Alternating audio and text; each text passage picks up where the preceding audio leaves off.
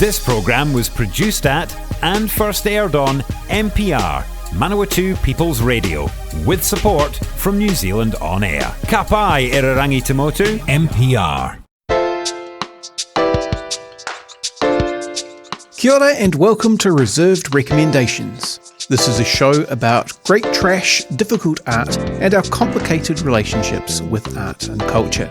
My name's Hugh, I'm the host of the show, and I'd like to take this opportunity to put in a very mild content warning for the show as a whole.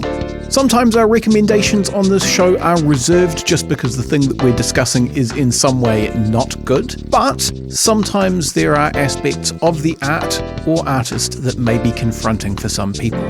Check the episode descriptions for more information, and do be aware of your listening environment. That's right, you're listening to another episode of Reserved Recommendations. This is a radio show and podcast about great trash and difficult art, produced under the auspices of Manawatu People's Radio with the support of New Zealand On Air, so cheers for that, guys. This evening, I am talking to Shaun. Now, this is like an absolute chance internet meeting, because you basically put a post on Blue Sky saying, invite me on podcasts. And I said, absolutely.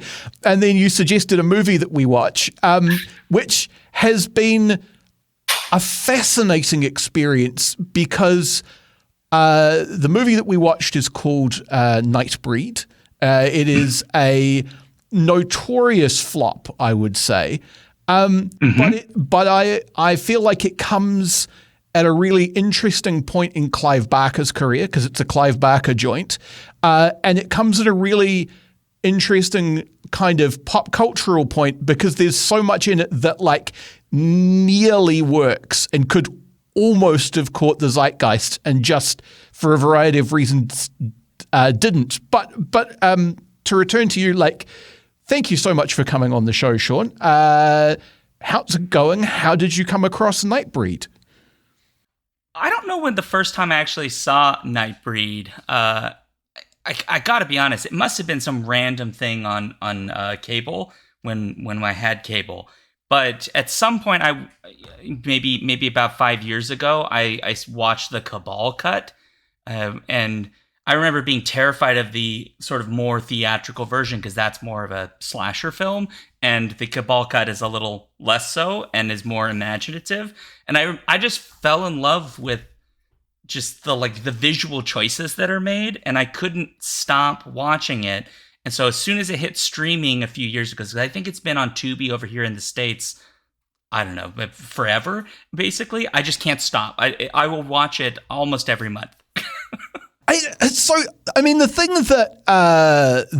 that I said to you before we started recording is that I felt like if David Cronenberg, not David Cronenberg, what am I talking about? David Cronenberg is in it, but he's not the director. If Clive Barker had made it maybe 5 years later, maybe not even 5 years later, and possibly as a TV series, then it might have been like still cult, but more mainstream cult. And I guess what I meant by that is that there's so much in Nightbreed. Like, there are dozens and dozens of weird little guys that you just see in passing. And then if you watch the credits, you find out they've all got names. Like, yep. They're all called like Phineas or, like they've all got proper names. They're all in some way characters, an enormous amount of special effects and prosthetics and puppetry and God knows what went into them. But they're just kind of there and gone again. And I feel like, and it's kind of the same for the mythology of Nightbreed. So the idea is that there are these people who are called like the tribes of the moon or something. It's not super clear how it works, which is part of the difficulty.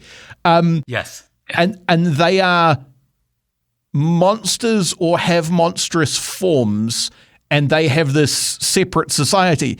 And that's the sort of thing that you could take like a season of a TV show to set up and explain and introduce every weird little guy, and they could all have like an episode or at least a B plot so you can figure out what their deal is. But in the movie, they just whiz by and you kind of go, what the hell was that? But that's my favorite part is there at least 100-something designs that make it into the more modern cuts, which is either the Cabal or the one we watch, which is the director's cut, which is about 2 hours, give or take. And there's 100-something of them that definitely appear in there, and they made over 200-something. I guess like Clive Barker did at George Lucas, and he just kept coming in and be like, yeah, make more, with no budget to make all this stuff. And so you get so much variety of all these strange beings and creatures and things that are very subtle and things that are kind of bananas. There's the one guy, I forget his name, but he's got like the horns and he's completely black on his skin. Yeah, he kind of looks like almost like a medieval illustration of the devil or something. Yeah. Yes. And he's astonishing. He's only in this, I think he has one line, and he is in the movie a handful of times. Yeah, but every time he comes up, he stands out. At the fight right at the end, and he's in the characters, like the main character's dreams at the start, I think. And that's the main. And he's in the one sequence with the guy with the tentacles, or the like weird alien tentacle things that come out of his stomach, because they like follow Lori for a brief moment when she's trying to find Boone inside this like labyrinth that is called Midian, which is another thing that's really incredible about this, which is the set design. And apparently the actress, Anne Bonny, I believe it is, she had said in some of the interviews on one of the DVDs that she just was so glad they added more scenes of Midian because she recalls it being remarkably well designed, almost like another world you enter, and it does feel that way in this movie. Yeah, absolutely. Well, look, maybe we'll take a step back and give people a brief rundown of what happens. I think this is. I'm not a big believer in spoilers anyway, but I think this is fundamentally an unspoilable movie because, like, insofar as there is any kind of a twist, it's telegraphed pretty clearly, and then the reveal happens. I think, is it like a third of the way through the movie that you get like the David Cronenberg turn? Like it's not that far in. And you kind of see it coming. Yeah, absolutely. So the movie follows this guy Boone. What's his first name? Aaron Boone, who's been having strange dreams of a city called Midian, which is full of monsters. He's under the care of a therapist played by David Cronenberg, who is obviously the most obviously the villain of the movie guy that you have ever seen. I mean, it's fine. It's just it's not a twist when he turns out to be the bad guy. Not at all. And he is attempting to frame Boone for a series of murders that he's been doing himself. A series of circumstances leads to Boone finding his way to Midian, getting shot by the cops, resurrecting as something called a Nightbreed, and then you find out a bunch of sort of confusing mythology about who the Nightbreed are and why they're all hiding in this place called Midian and why they never come out. Meanwhile, David Cronenberg convinces the cops to stage a raid on Midian, and there's a sort of massive climactic fight scene where Boone convinces the Nightbreed to fight, and you get a lot of like creative uses of weird Nightbreed powers to fight cops. And the movie ends on a weird cliffhanger where Boone's girlfriend, who he seems like oddly disinterested in a lot of the time, kills herself and forces him to convert her into a Nightbreed. And the remaining Nightbreed are hiding in a barn waiting for him to, lead them to a new home. That's the very, very quick kind of course of events. But as you've been saying, in between that, there is all of this incredible effort and care that goes into visual design, because the thing about Nightbreed is they're not just one thing. No two of them are alike.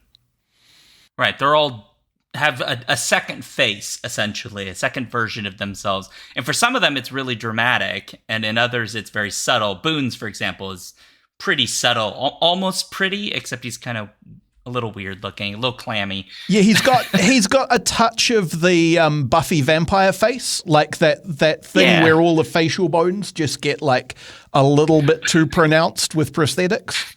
And he's got swirly bits on him that are gills or just decoration. It's unclear. He's the prettiest of the lot, that's for sure. I mean, the other thing that made me think TV is that the actor is like, he's a very pretty man in a particular like 90s TV hunk kind of way.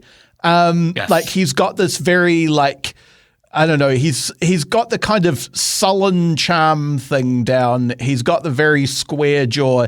He's rocking an amazing Bon Jovi mullet.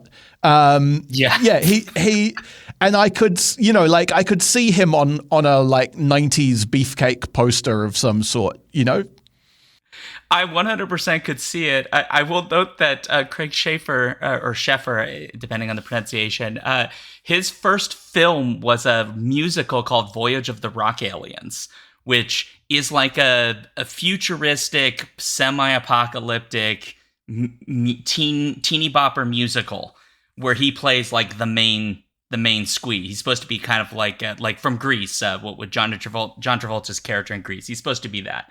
And so when you say he has that like TV hunk kind of look, 100%. That I think to some degree that might have been where his career might have gone, and then it kind of took a very different, more kind of serious turn, which may or may not have been helped by Nightbreed, which, while funny at times and a little silly in some parts, is visually, I mean, it's a rated R film. You can't show this to your kids. Or you shouldn't. Absolutely. I mean, it's interesting though, like rated R is not quite, it's not the hardest rating, right? Correct. So like one of the things I found myself feeling one of the things I found kind of strange watching the movie is it does have this odd tone where it's like, one of the recurring minor characters is a guy that Boone meets when he's briefly committed to a mental hospital who like tears his own face off and then becomes a Nightbreed with like the face stuck back onto the musculature essentially. So there's like exposed muscle all around the side of his face. And like that's like horrifying imagery, but that character is a sort of like almost Beetlejuicy, like wisecracking sidekick kind of guy. Yes. And that's a really odd combination of tones, Yeah, it's a weird thing where I think part of it is that Clive Barker did not want this to be like Hellraiser, which is, certainly has elements that are kind of funny, but are very twisted funny. This film was not meant to be sort of a straight horror. It's effectively like a very dark fantasy. And if you think about what the plot is, it is a dark fantasy. It's not really, the only horror part in it is that we have a serial killer, essentially, right? Otherwise, the horror is just our assumptions about what people and creatures look like and what makes them scary.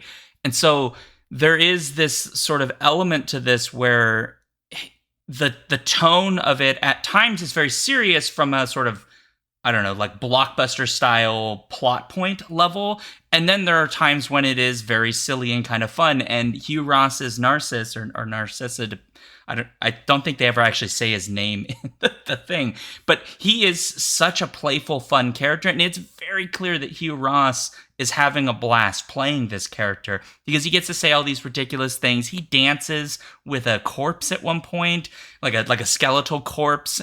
He gets all these zingy one-liners. They give him a lot to do. And it's a lot of fun to watch him because he is kind of darkly funny in the ways that this film really needed, because there's other elements that are, I don't think, terribly funny, we may laugh at them because they might be cringy, perhaps, but they're not meant to be funny. He is meant to be funny. He's meant to be playful. Yeah. I mean, he's like, I feel like you could transplant him out of that movie into like a Tim Burton thing, and he would sort of he would fit in Tim Burton world, you know? A funny fact that you mentioned Tim Burton, because Danny Elfman does the score for this film. Well, that's right. Like it is, you know, it's in many ways it's like a Tim Burton movie that wasn't. You know, it's got the Danny Elfman score. It's got the thing that you think is monstrous initially is really misunderstood. Although that's another thing where Clive Barker kind of goes back and forth, right? Like the Nightbreed are supposed to be an alternative society of people who are feared because of their appearance, but one of them straight up wants to eat Boone the first time that he turns up, entirely seriously, and bites him. And so it's like, are they cannibals who only don't eat people because they've agreed on some sort of law that says they shouldn't, or are they completely misunderstood? Like it's never really kind of unpacked. Yeah, there's an element of ambiguity that the film gives us about how far into the taboo has this society of the Nightbreed gone, or potentially have gone. And, you know, I think we're very clearly supposed to be on the Nightbreed side in this film, as evidenced by there's a really horrific torture and murdering sequence from the past that is given as a vision to Laurie, for example, where we're very clearly primed to think that this is a persecuted people that have been hunted and systematically exterminated from the earth, and so they're hiding now in this actually kind of beautiful giant cemetery place. But there are questions about certain characters. Is it in their nature to do things that would seem to most societies to be monstrous? Cannibalism's the one that comes up the most, right? Which is Pelican, the character you're talking about, played by Oliver Parker, who's a really fun character. He also gets a couple of good liners, which I also appreciate. It's unclear at that moment, is he just hungry and that's what he likes to eat because human is tasty? Or, as it later suggested, when Boone sort of seems to not have control of himself and sort of covers himself in some blood from some dead bodies, is it maybe part of his innate nature where he hungers for that, but he can overcome that, which Boone appears to do. And I think Pelican, by the end, appears to do, even though he does get into the fight, he doesn't necessarily eat people at that point. So I think, but the film doesn't tell us, right? It doesn't say this is the answer. No, although, I mean, in another sort of 90s pop touchstone, the other thing that, of course, in the air is like the boom of in the role playing space, the Storyteller family of games from White Wolf, and one of the things. So that's the most famous ones are those vampire, werewolf, and then to a lesser extent like mage and changeling, really, but.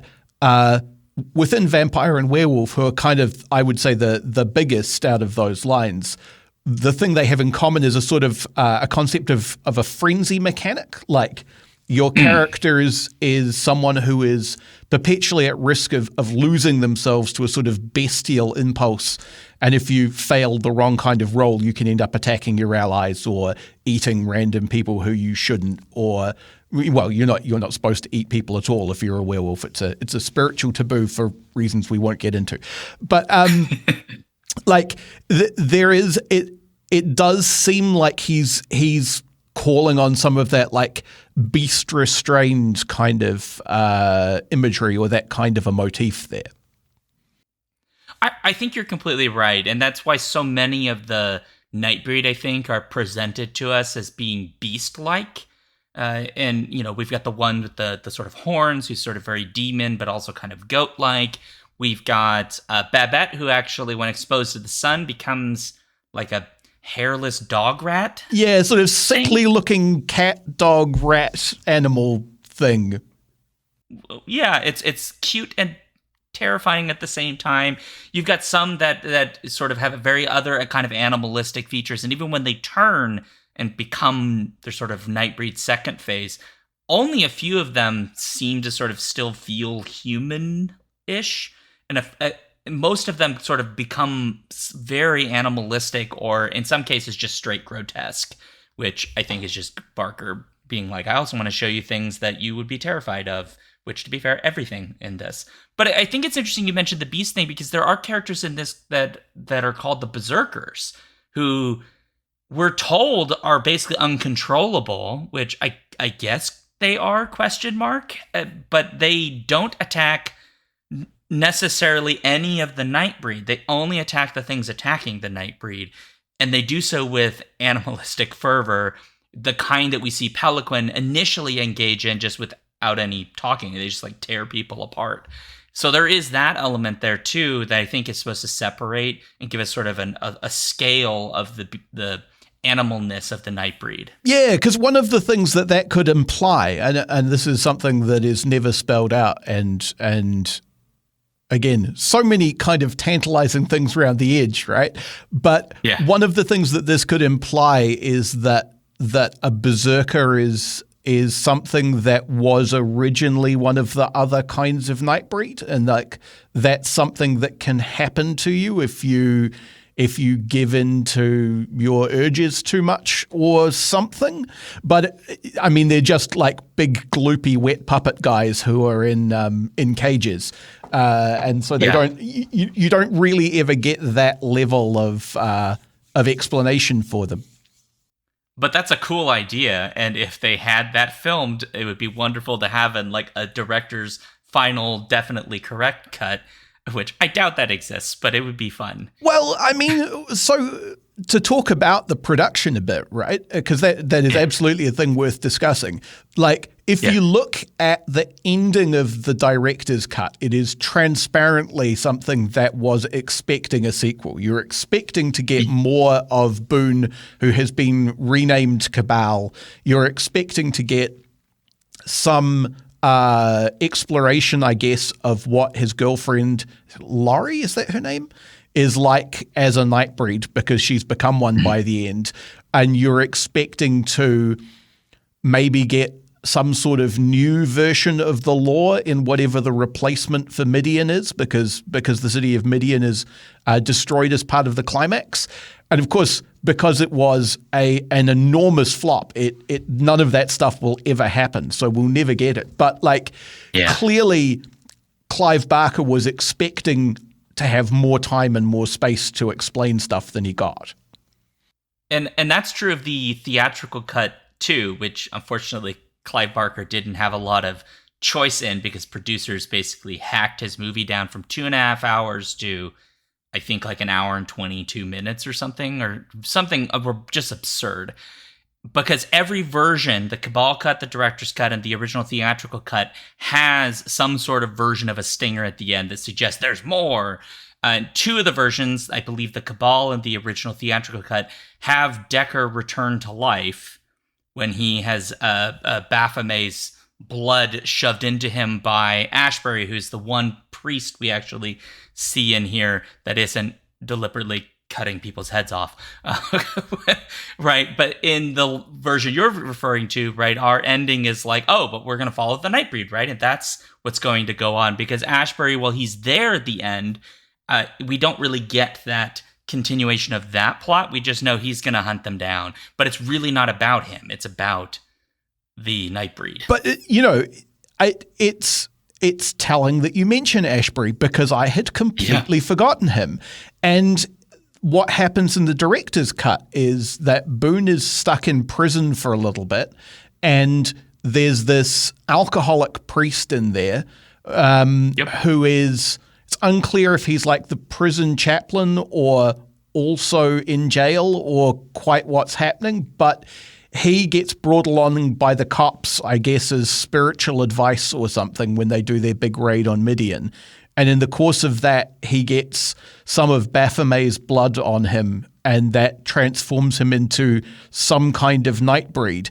And he, at that point, becomes like a second villain for the movie, who is like clearly being set up to be the villain for the second or third movie, which never happens.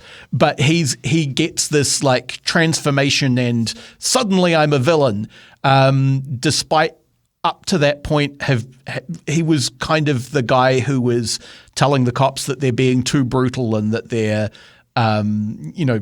essentially committing war crimes against these people. Yeah, I'm glad you've raised this, because the cop, the sheriff Eagerman, who is the character you're kind of referring to, is hyper masculine, aggressive to genocidal levels. And I noticed rewatching this, I was really paying attention to the contrast between their two characters, because in that flashback sequence we see images of effectively the church doing horrific acts of violence. But here we have a priest who's very clearly presented as a priest. I mean, he's wearing the habit and everything.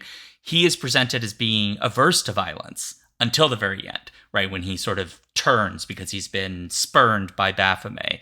But he is very different from the sheriff character who, is doing the whole like snapping his leather gloves on and is like holding things with so much violence and is so aggressively violent in the way that he views the world. Like he refers to women as like honey and those kinds of very hypermasculine presentations.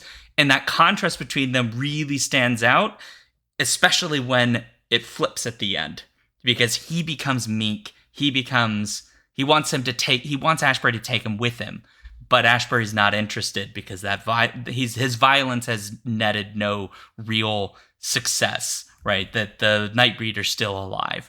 And I love that character and I love that contrast in this because I think one of the things you notice about the Nightbreed is it's very clear that they're not actually actively seeking anything. They just want to live. Right. And yeah, Pelican wants to possibly eat some man flesh because they might be tasty, but generally they're not violent. They're not seeking violence. In fact, in the big climactic battle, they deliberately are not. They're hiding. They don't want to go to violence. And Pelican is shown cowering at one point, whereas the humans are shown, specifically the posse and the sort of the apparatus of state violence, as it were, the police, are shown to be like extremely violent to degrees that make them, ironically, the monsters. They're the really monstrous ones here, not, like little Babette, who just turns into like a rat dog creature, right, when she's touched by the sun, or the guy with his little dog who, as far as I can tell, has done nothing other than just love his little dog. He doesn't even seem to have powers. He's just like a really eager to please little guy with a necklace of dead bird heads and a little dog that he likes. Yeah, he's just like a closet goth or something, right? Like, I mean, he's into some stuff, I'm sure, but yeah, it is that turn of the violence, the way the violence works at this is one of the most interesting things.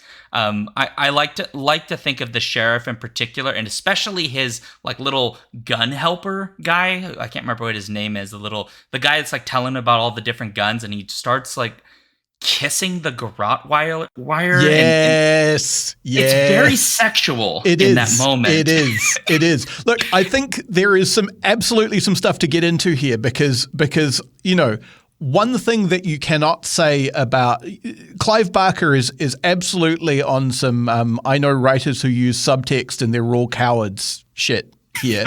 And it's great. But we are around about at the halfway point, so we're going to take a quick break for station messages and we will be back right after this. This programme was produced at and first aired on MPR, Manawatu People's Radio, with support from New Zealand On Air. Ka pai irirangi te motu, MPR. You're listening to Manawatu People's Radio Te Reo Irirangi o ngā tangata o Manawatu. You're on Reserved Recommendations. This is a radio show and podcast about great trash, complicated feelings about difficult art, problematic faves, things of this nature. I am talking to Shaun Duke about the 1990 movie Nightbreed with Clive Barker. And we were just talking before the break about how the cops have this particular relationship with violence and a particular kind of aggressive masculinity. And like absolutely. I don't think you can discount the fact that Clive Barker is a gay man and a gay horror author, and someone who throughout his career has like deliberately linked queerness and monstrousness and a sort of redemptive quality in monstrousness, or that's one way of putting it, I suppose, at least. And absolutely, like the fact that he shows the cops as people who are universally horny for violence is absolutely, I think, a part of that, right? I agree completely. The number of characters and how quickly some of the characters turn to violence with seemingly no real provocation other than someone told them there are some bad things that need to be dealt with, which I found very interesting. And certainly I'm sure there's a criticism to be made about how quickly that turn happens, but it's almost like these small town Canadian folk because this is set in Canada, right? And so they're like they're in Sheerneck, which is in the middle of nowhere, basically. Or so the film tells me. I don't know if it actually is, right? But it's like they're waiting. They're waiting for their moment to finally get out their pitchforks and, in this case, shotguns and rifles and kill things. They just want to do it so bad. Because unlike the Nightbreed, who have to be coaxed by Boone to go and defend themselves, defend their children, they have to. A lot of emotion has to be put into that act to get them to move. The posse we're shown just sort of coalesces at a motel almost instantaneously, as though no real argument was even had about whether or not they should do this. They're there to kill, and in fact, some of them are shown like down in beers and spitting and yelling, and when they commit the acts of violence, they take an enormous amount of pleasure in it. They sort of tease and poke around. So there is an element of them that is, it just, we've been saying like hyper masculine, hyper violent, but I almost feels like an undersell of just how much they're committed to the bloodiness of that violence. Yeah, and I mean, I guess you could take a read on and one must be cautious about putting words in the mouths of authors and all of that stuff. But you could take a read on that, which is almost like, you know, the old trope of the aggressively anti-gay as the violently repressed homosexual kind of archetype, because the way in which I can't remember his name either, but you were talking about the sheriff's assistant who's like licking the garrote or kissing the garrote. Like that is a man who is gay for guns, and specifically gay for guns rather than just horny for guns. You know, like that feels like what Clive Barker's going for there. I agree, and part of what stands out there is when he's talking about the guns, he hands this like little shotgun. I say little, it's not really that little. It'll still blow a hole in you. But he describes it in very feminine terms, right? A gun that's a shotgun, by the way. It's not a small gun. And he's like, oh, but that's like for ladies and stuff. And so there's an element of there where he seems to be more interested in the things that most aggressively present that sense of his masculine self of, like, as you say, he's sort of like gay for his guns, but like for big guns, right? He likes the ones that make big boom and are really long, except the garrote wire, which he like almost wants on his body in a very sexual way. Yeah, and there is this thing about, you know, like big explosion versus being very intimately next to someone while you strangle them to death, I guess. Or, you know, like there's definitely weird sex stuff going on there. Yeah, there's a turn of almost like it kind of pulling from Hellraiser, I suppose, where sort of pleasure and pain and suffering are converged. But in this case, I think very differently from Hellraiser, which I'm not going to say that Hellraiser is dealing with those elements in a way that's positive because it's a horror film and it's kind of horrifying. But like this is presented as, what's the word I'm looking for?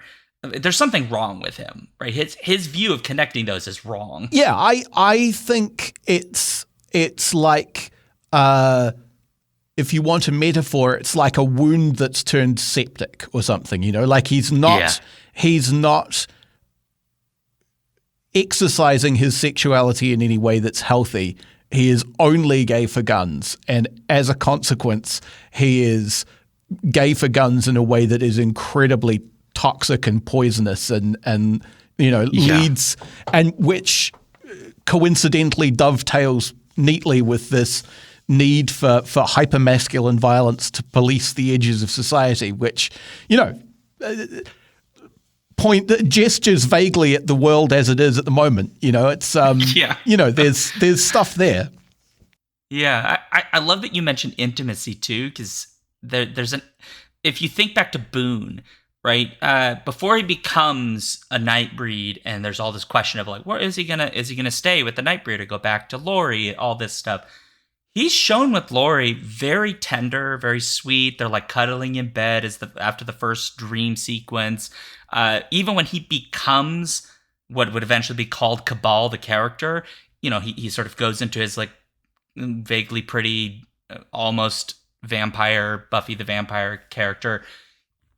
She's worried that he's going to commit violence because he is having trouble controlling his urges. But what they get is this very sexy kissing sequence, I suppose you could say, where it's a lot of tongue and he's kissing her all around her, and it's tender though. It's just very sexual and very in titillating, I suppose you could say. No, absolutely. Versus everyone else who is like violent. And I mean, you have literally just reminded me of a thing, which is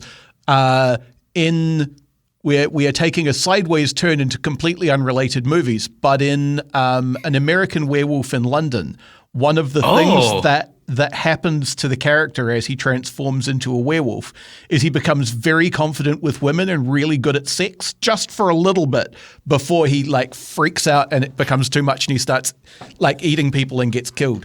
But like there are absolutely dots being joined there. Yeah, that's cool. It's wonderful in the film that they put that in there, because it's again a reminder of what the film was turned into in its theatrical release as being more of just a slasher film. And the version that Barker clearly meant was in part a romance, right? That their being together at the end is meant to be viewed as sort of romantic, tragic romance, a little Shakespeare in here, right? Where she sort of kills herself, which is horrifying. But it's because they love each other, and it's so obvious that they are really into each other from the beginning. And it's beautiful and kind of sweet in a film that's also full of blood and gore and creepy monster creatures. So A+ to Barker for that. Yeah, no, that's really cool. Although it does highlight another thing that I found kind of confusing in retrospect. And again, one wants to avoid the cinema sins because that's deeply tiresome. But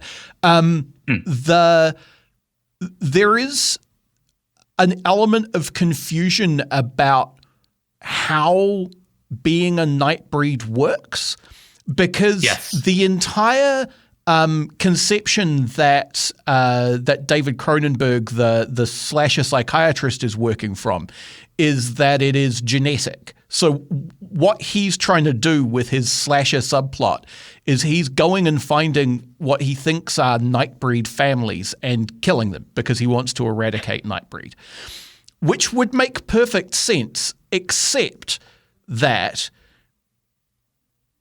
as far as we can tell, Boone might have a genetic predisposition to being a Nightbreed because he's having the dreams to start with. It's not clear that Laurie does, and he turns her by biting her, which is vampire werewolf rules again. And it's not. And so if it's communicable by bite, then going around and murdering families doesn't make any sense. If it's genetic, then how come it's communicable by bite to people who've never had the weird dreams or anything? It's very foggy. And I could absolutely imagine there being like a schema of like people who are turned and people who were born to it, and like in White Wolf's werewolf games, werewolf is like a genetic condition essentially that a magic genetic condition. It's full of woo-woo spiritual stuff, but essentially it follows the rules of basically Mendelian genetics. Like one werewolf parent and one non-werewolf parent have a 1 in 4 chance of having a werewolf kid, basically. Okay. And so you could absolutely have like people who carry Nightbreed traits without being Nightbreed, but it doesn't really make any sense because it's never really unpacked. It's not. The only thing we know for sure is that you can turn someone to a Nightbreed by biting them if one is Nightbreed, because Pelican does it and Boone does it. Yeah. But Pelican does it to Boone, who may already have been Nightbreed because he was having weird dreams about Midian all the time. True. So maybe it was easier for Boone to turn. I don't know. It's the only thing I know for sure can be done. Pelican mentions there's like a prophecy, which if you watch the beginning of this film, all of the shots of that are these sort of cave paintings showing the prophecy and literally telling you basically the core plot of the movie if you're really paying attention.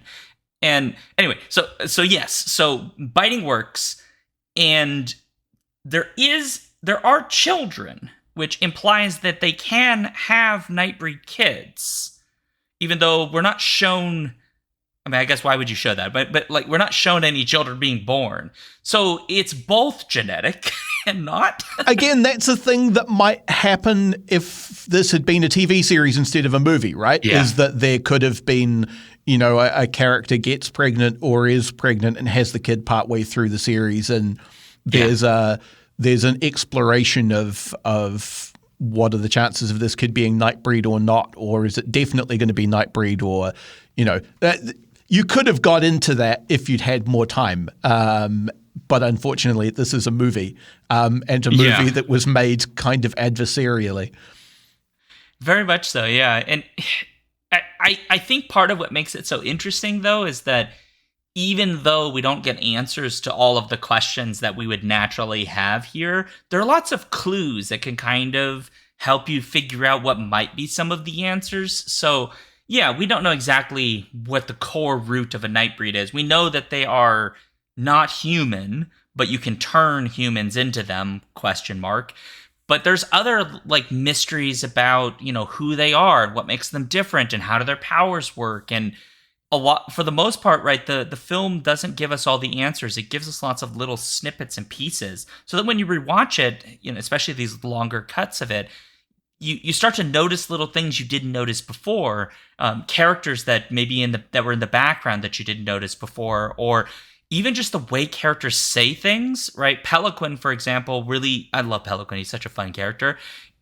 He keeps using very interesting language when he talks about how he created Boone, right? He says that he made Boone, but he never makes it explicitly clear that he make Boone in the sense that he was filling the prophecy and that's exactly what would happen, and so this process was what happened, and that's the natural process of the prophecy, or is it part of the natural process of what makes a Nightbreed? He takes the blame on himself nonetheless for the destruction of Midian, but as Laurie says to him, right, you can't really take that upon yourself. This isn't on you. This is sort of beyond us at this moment, which technically is true because Baphomet, with one of the two major biblical references of this thing, right, Baphomet is like a god, ? Because it's a god that can be taken apart and moved. And so that's another thing, right? Is Baphomet actually a deity in the true sense? It's unclear. And so we get lots of these little pieces and little bits and baubles that make, for me, a film that's just eminently rewatchable. Yeah, look, I could absolutely see that. And for me, it makes it clear why I can see all of these different forms that this piece of art could have taken. And one of the things that I wanted to mention, I'm not sure if you're familiar with it, but one of the Palladium family of role-playing games is a thing called Nightbane, which I believe was considered close enough to Nightbreed that it almost, I think, got them in trouble. The conceit of Nightbane is that there's some sort of spiritual cataclysm after which a bunch of human beings become Nightbanes, which are essentially Nightbreed. They're shape-shifting. They're humans that can shape-shift into some sort of monstrous form, some of which are vampires and werewolves and kind of normal monsters, and some of which are the kooky, weird stuff that you see in Nightbane, like, guys who can summon eyeball snakes out of their gut, or, whatever Clive Barker is having cheese dreams about this week. But that is absolutely a thing that exists. And I could absolutely see, like, unpacking the Tribes of the Moon mythology into something like a role-playing game where, you get like 15 different kinds of Greebly that you can be that all have suites of powers and complications and stuff, very much in the World of Darkness vein. Like that would fit with the material really neatly. Yeah, 100%. They should just make a role-playing game of this. You could have so much fun to be fair, Clive Barker is a little twisted, so that'd be a game that would need, a trigger warning at the front of it to remind people, like, please have your session 0, because people need to be prepared for this creepy stuff that's going to happen. But it is, I think you're right completely, that it is a film. The visual sort of poetry of this film leaves so much potential for all these varieties, and you could just have so much unique character design and as you say, the powers, but also the weaknesses that could come from that, and the downsides, right? Some of them are allergic to the sunlight, for example. One of them's literally exploded in the sun. Others, their weaknesses are unclear. Is it just that they can't hide in regular society? Yeah, because it's sort of implied that some of them look monstrous all the time, but it's not. It might just be more comfortable for them to hang out looking like that. It's not really clear. It's implied that sunlight will kill them generally, because they sort of suggest that as a general weakness, but Boone seems to walk around in the sunlight just fine, and Narcisse, I think he just wears a big floppy hat and sunglasses, but that might also be to hide the fact that his face has literally been pulled off and stuck back onto the front of his head. Yeah, and he wears his second face effectively all the time, right? We don't ever see I guess his power is having good one-liners, but because I don't know what else. Well, and he can drive. I guess there's that, because they drive that wild beater of a car with this blacked out windows with little circles cut in them so he can drive them, and he is having a blast driving that beat up car. Look, it's an amazing alternate universe where this is the movie that starts the chain of things that I mean, I don't know that the people who made them would necessarily consider them a family of movies, but I have a family of movies in my head and TV that includes things like The Crow. It includes the more adult end of Tim Burton's stuff. It includes TV series like Kindred the Embraced and Forever Night. Like there was absolute and Clive Barker adjacent stuff like Candyman and Hellraiser. Like there's definitely shared DNA between Nightbreed and Hellraiser, even if they're not directly connected. And all of that stuff feels to me like it's tapping into the same cultural currents. It's just for whatever reason or collection of reasons, those ones got to survive, and Nightbreed is this strange experiment that kind of didn't. Yeah, and the fans have done I think a fairly remarkable job keeping it, alive, which good for them, because the effort to get the various versions of this put out over time. I mean, it's like dozens of versions, some of which were only seen at like either private or convention screenings before we finally got what would be the Cabal cut, which I think is in 2013 or something, which actually goes out, but I guess it's not international. So I think the director's cut's the first time there's an internationally available version. And that took a lot of effort to get a boutique Blu-ray press to be willing to put the money behind it, to make 10,000 plus copies to get it out there. And that really is partly only possible through fan activity, which there is a little bit of a fan following for this. People love this film, and the actors who were in it still get asked about it periodically. Although Anne Bobby went on, I think, to do a whole lot of animal rescue stuff. She has a really delightful story about it on one of the DVDs. Go watch it.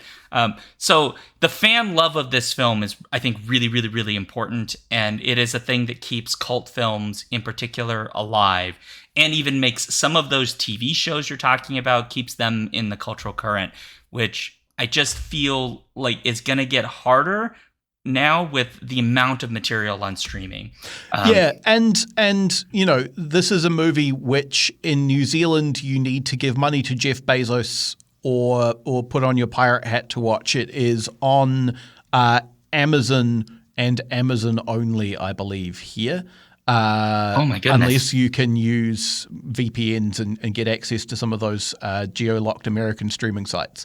So yeah, it is the curse of streaming is that these things are always in these weird walled gardens. It's a real shame. Look, we are coming up on time. Thank you so much for being on the show, Shaun. This has been a lot of fun. I like to do two things by way of wrapping up. The first is to say, obviously, we recommend that people watch Nightbreed. Go find the director's cut. It is tricky to find in New Zealand, but it is worth it. It is long. That's the one thing I would say. It is a time commitment. Set some time aside for it, but it is rewarding. Do you have other things that you would recommend that scratch like Nightbreed itches, or are part of that same cultural current? Do you think? The one that leaps out to me would be Tremors, which is totally very different, but has a very similar visual feel, just in a more desert setting. That's the one that kept leaping out to me as I was trying to think of connections for this film. Otherwise, it's obviously Hellraiser, which has the same. It's Clive Barker, so obviously has some of the same visual sort of ideas behind its horror. I'm generally struggling to find anything that kind of quite fits this, though.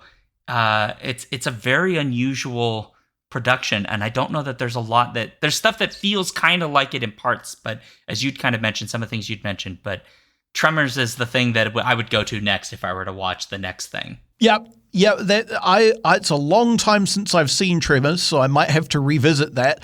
Yeah, I would say, if you are already a fan of the kind of 90s, 80s, 90s explosion of goth stuff into the mainstream and sort of slightly horny horror that was a big thing at that point, then you will find a lot of that DNA in Nightbreed. And if you watch Nightbreed and then go watch those other things, I think you'll be like, oh, he's so close. He's so close to getting to be another one of these, which is what I was doing. I was going, it's so almost there. Also, I like things like Dark Angel would be another one that I would connect it to, actually. Oh. The Secret Society of Mutants stuff. It was a really big thing, and there were so many of them. Anyway, the last thing that I would like to do is to give you an opportunity to plug anything that you would like to plug. Oh, shoot. Okay, so the main thing that I do by day for funsies is the Skiffy and Fantasy Show, which is a science fiction, fantasy, horror podcast and blog covering stuff kind of like this, although we haven't covered Nightbreed yet, so I left it the chance here. And so if folks would like to see that, please go check it out. We have like 800 something episodes, so we've been busy. Amazing. Well, thank you again, Shaun. Thank you. You've been listening to Reserved Recommendations, a radio show and podcast from Manawatu People's Radio, Te Reo Irirangi o ngā tangata o Manawatu. The show was produced and presented by me, Hugh Dingwall, and I also composed our theme music. It's called Sack Jazz, and you can find it at wolfboy.bandcamp.com. If you enjoyed this show, why not go ahead and share it with a friend? You can find the last 10 episodes of this show at npr.nz/show/reserved on Spotify, Apple Podcasts, or wherever else you get your podcasts. If you want an episode older than that, try searching for Reserved Recommendations on YouTube.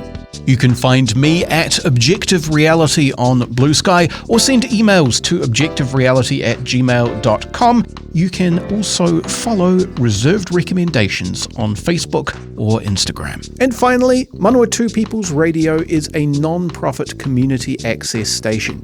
If you like this or any other piece of their fine audio programming, why not fling them $1 or $2? You can go to npr.nz/donate for more information on how to do that.